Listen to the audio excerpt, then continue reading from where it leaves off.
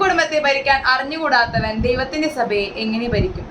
1 തിമോത്തിയോസ് 3:5 ദൈവത്തിന്റെ സഭയെ നേർവഴിക്ക് നയിക്കുന്നതിനെ കുറിച്ച്, പ്രത്യേകിച്ച് അന്നത്തെ കാലത്ത് അപ്പോസ്തലന്മാരെ കുറിച്ച് വിശുദ്ധ പൗലോസ് ശ്ലീഹ ഇപ്രകാരം പറയുന്നുണ്ട്: ദൈവത്തിന്റെ സഭയെ നയിക്കുന്ന ഒരുവൻ സ്വന്തം കുടുംബത്തെ മാതൃകപരമായ ഒരു ജീവിതം നയിക്കുന്ന ഒരുവനായിരിക്കണം. അങ്ങനെ അല്ലാത്ത ഒരുവനെ ഒരിക്കലും ദൈവത്തിന്റെ സഭയെ നേർവഴിക്ക് നയിക്കാൻ സാധിക്കുകയില്ല എന്ന്.